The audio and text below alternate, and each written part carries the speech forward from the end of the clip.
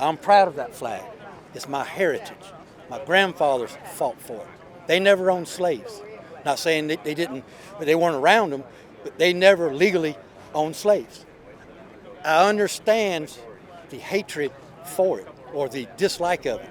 I've got what I have partly because of my grandfather. He was a good man.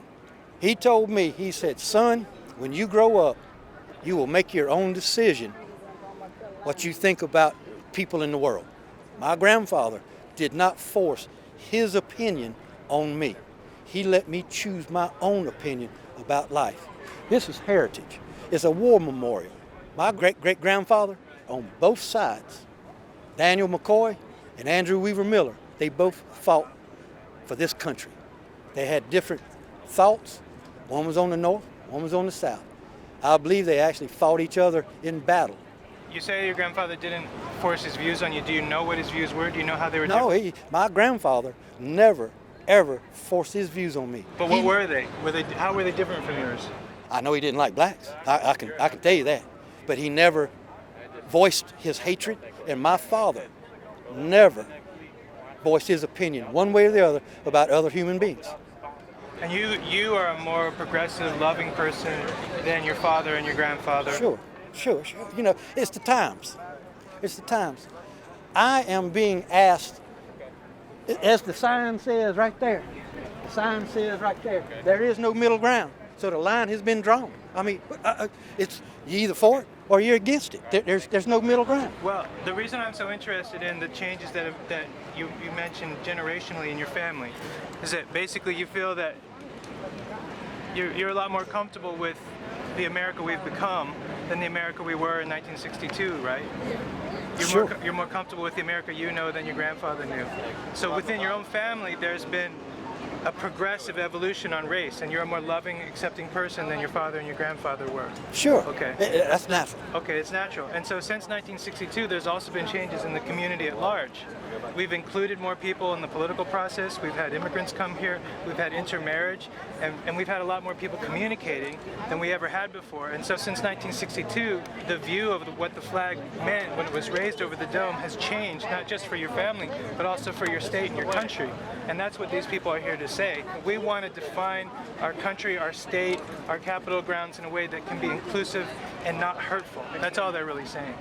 I had no use for the flag being on top of the Capitol. It did not belong there. That was put up there for spite. One of our great senators from the state of South Carolina, Strom Thurmond, was part of putting that flag on top of the Capitol in his time. It did not belong on the Capitol. The Capitol is not for that flag. This is a memorial. It deserves to be on a memorial. But what if the whole thing was moved to private property? Well, that goes back to there's no middle ground. There's no middle ground. There is no middle ground. Right. Period. On opposite sides. I am being asked to get over it. The flag's going to be moved. Well, my thing back to them, don't move the flag. You get over it. I just want to tell you, as someone who's part of the America we are becoming, we don't want to exclude you from that America. We don't want to exclude the flag. We don't want to exclude any person.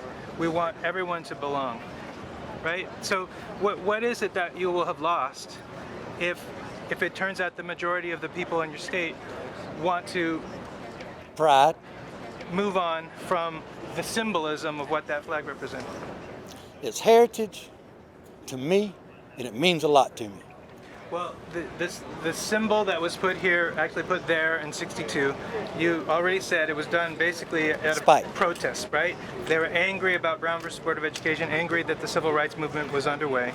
Okay, and so for every day since then until yesterday, it was basically assumed that the people of South Carolina affirmed that, or at least the power institutions and the people who were allowed into those power institutions affirmed that we were against the civil rights movement.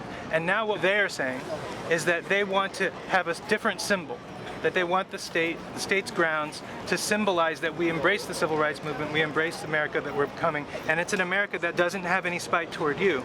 So what would be wrong with removing a symbol that was spite towards the civil rights movement and expressing as a people that we want to be an inclusive state, we want to be an inclusive country?